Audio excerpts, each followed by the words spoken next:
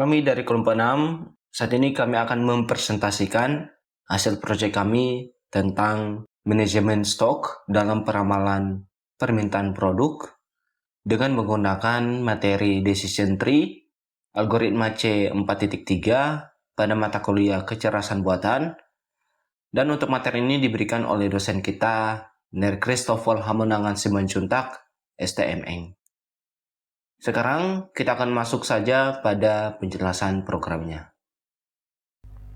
Baik, ini sudah ada tampilan kode dari Project 10 dengan judul manajemen stok dan peramalan permintaan produk. Nah, di sini sudah ada di bagian pertama itu ada impor pandas, impor nampi. Nah, di sini ada maksud di sini adalah impor library.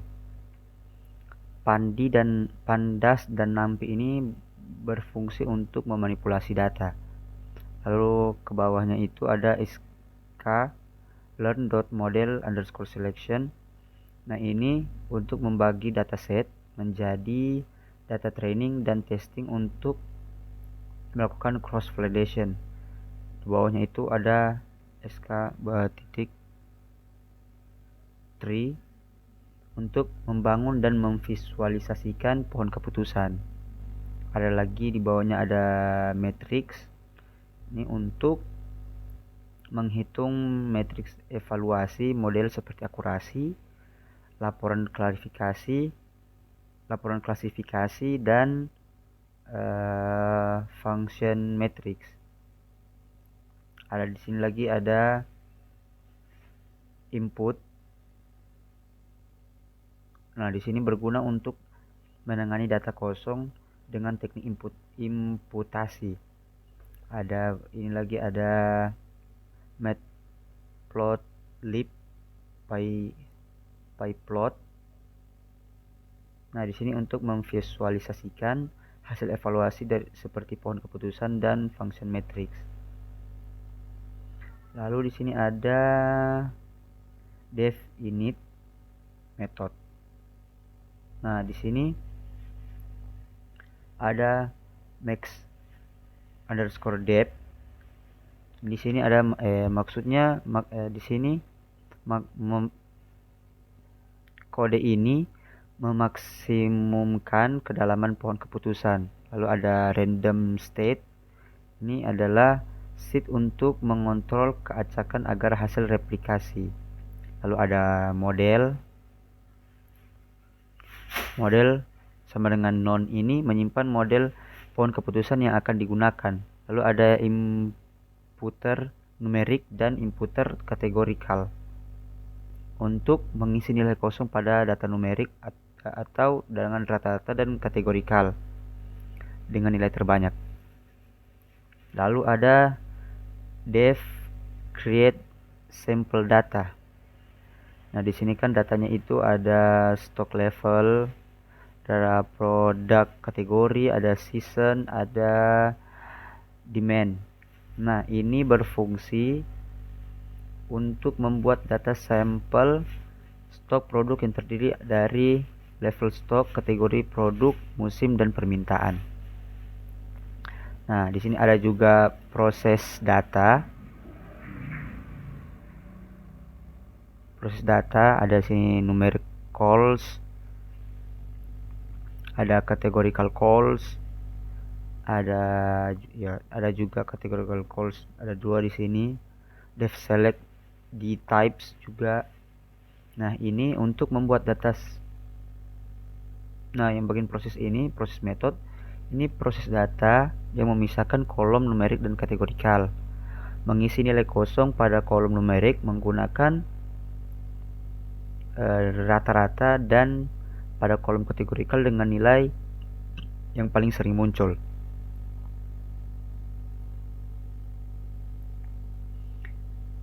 Nah,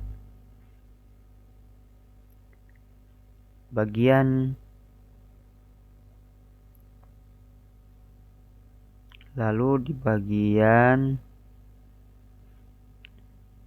demand ini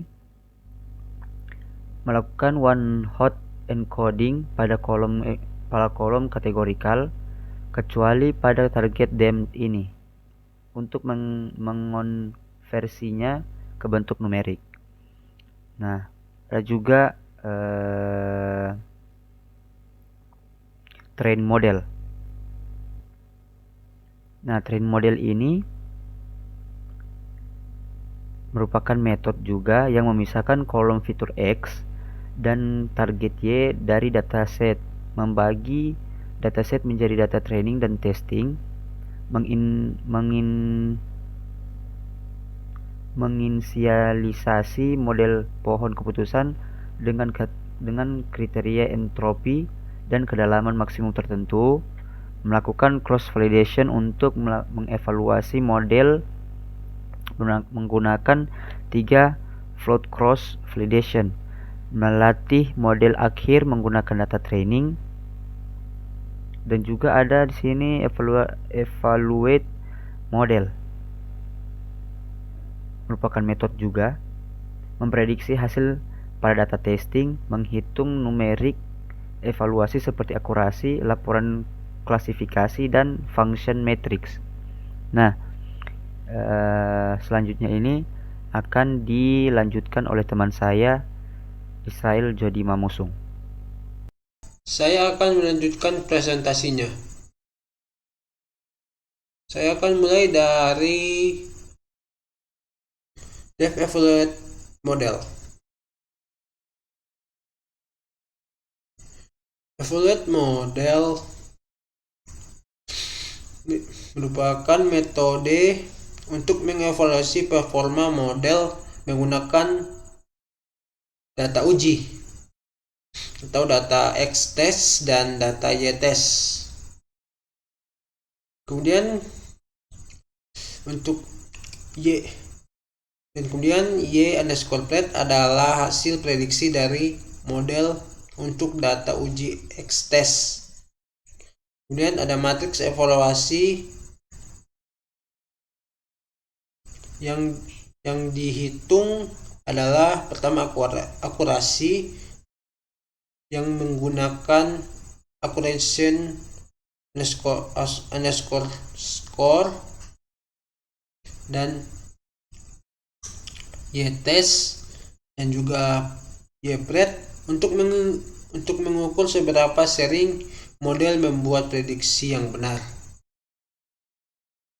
Kemudian ada laporan klarifikasi atau clarification report menggunakan clarification underscore report dalam kurung Y-test dan Y-pred untuk menghasilkan matriks seperti presisi recall dan F1 score untuk setiap kelas.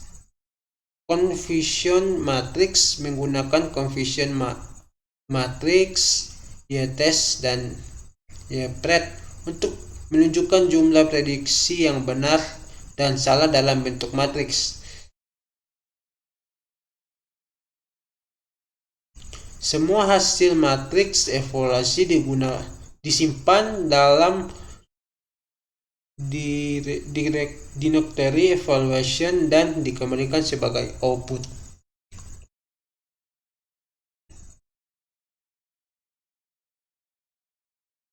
Kemudian saya akan menjelaskan kode visualisis tree. Visualisis tree. Metode ini memvisualisasikan struktur pohon keputusan yang telah dibuat. Yang pertama, pada kodenya terdapat PLT figure dalam kurung fixed size sama dengan 15 dan 10.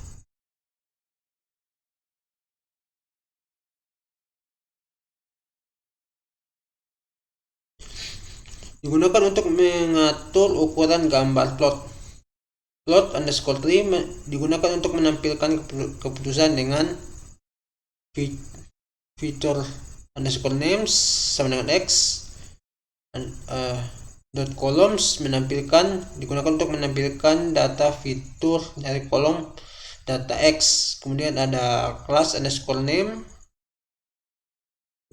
low height menampilkan nama kelas yaitu low dan high.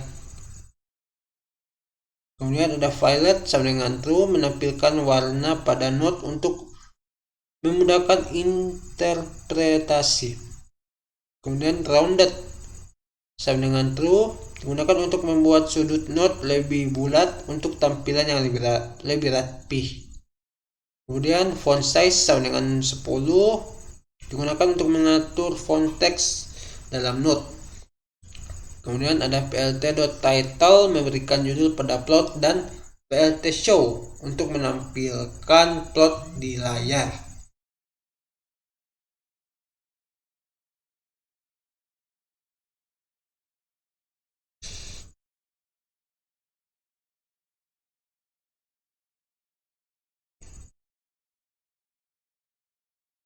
Dan kemudian saya juga akan menjelaskan kode pada bagian visualize confusion matrix.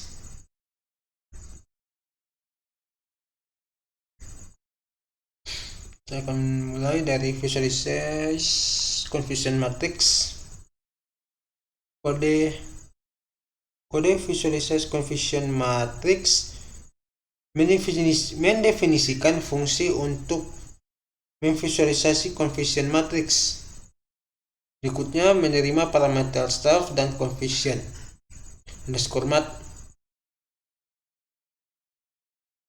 Kemudian plt figur fix size sama dengan 8, kemudian 6. Membuat figur atau gambar baru dengan ukuran 8 x 6 inci. Kemudian ada SNS heat map, confusion map, node sama dengan true, fmt sama dengan d, cmap sama dengan boost, x strict label sama dengan low high, y strict label sama dengan low high. Digunakan untuk menampilkan heat map menggunakan Seaborn atau SNS.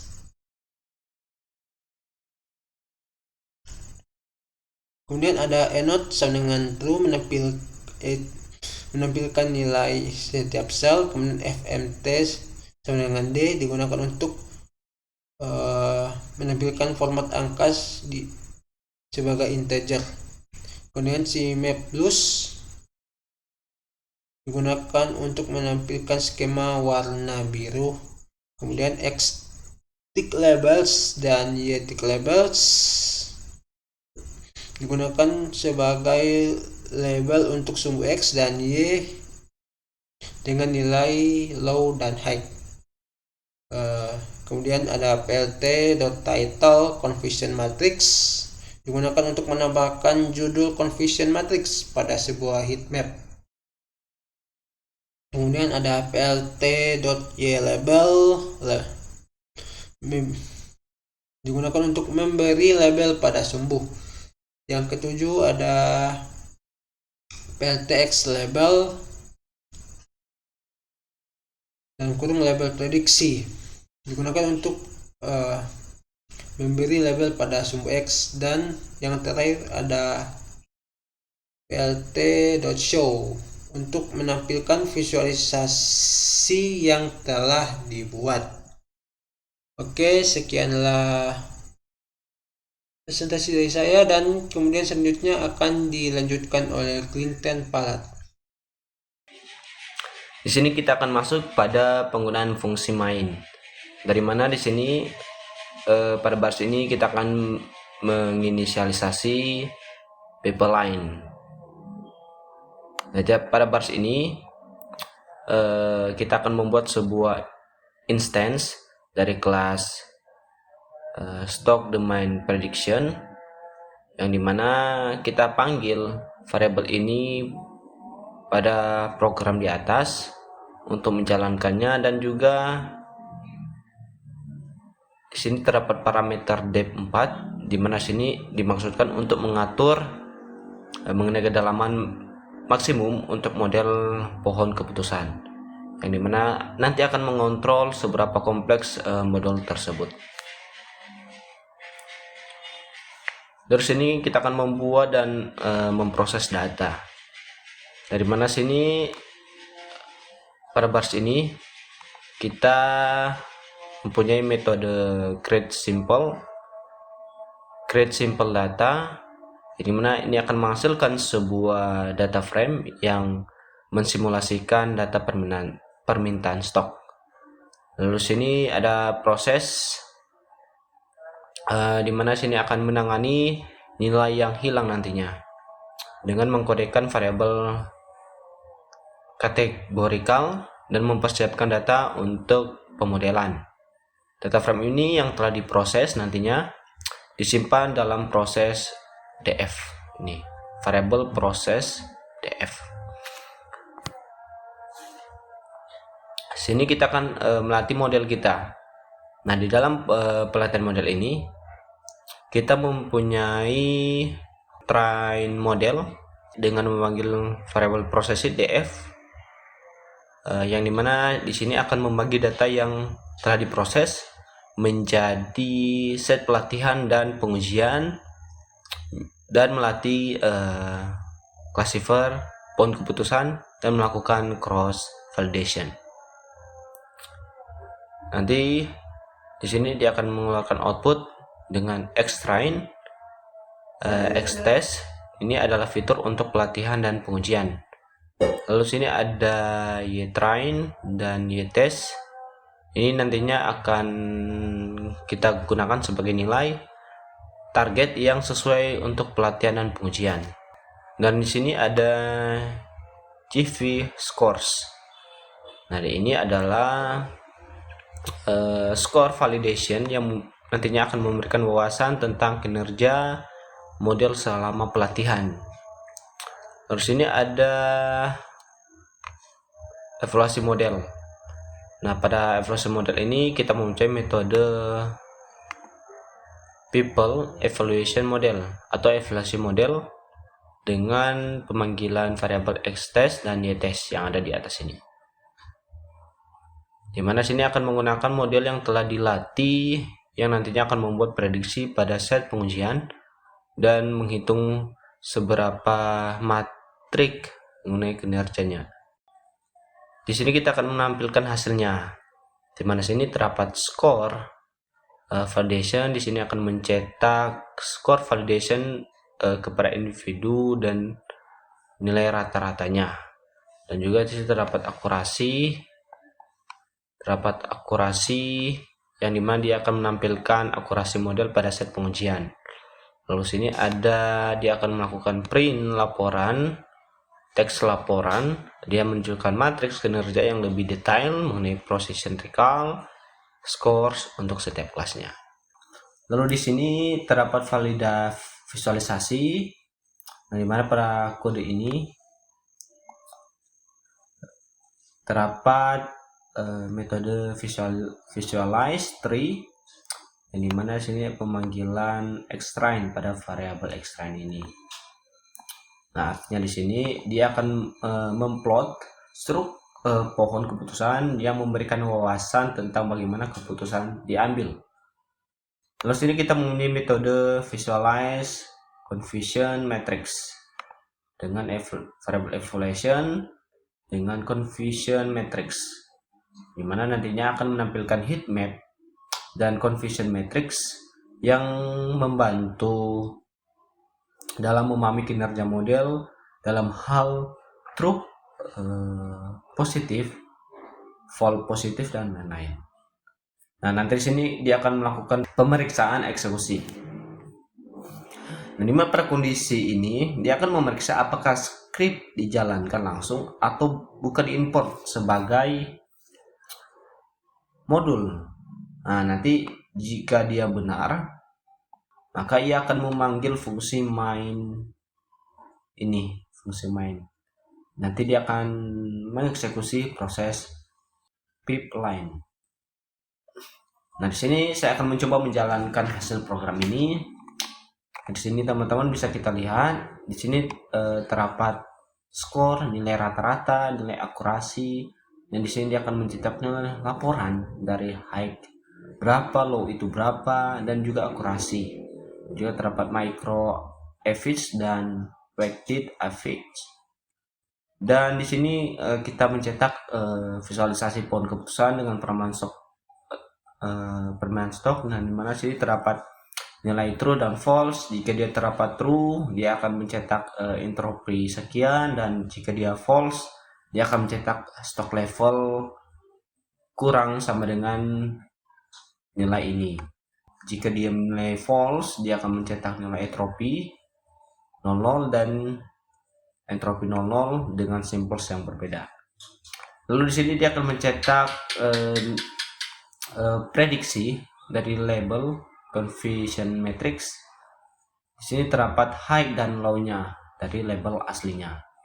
Nah, jadi dari program ini kita akan memberikan gambaran yang menyeluruh tentang proses permintaan stok menggunakan machine learning. Nah, hasil yang ditampilkan ini mencakup evaluasi model, visualisasi dari model yang dibangun, serta pemahaman yang lebih baik tentang bagaimana model berfungsi dan kinerja dalam memprediksi permintaan produk. Jadi, dengan demikian program ini bisa saja termasuk berguna dalam konteks pengambilan keputusan bisnis terkait manajemen stok. Sekian pemaparan kami mengenai penjelasan tentang proyek dalam peramalan permintaan produk. Sekian dan terima kasih.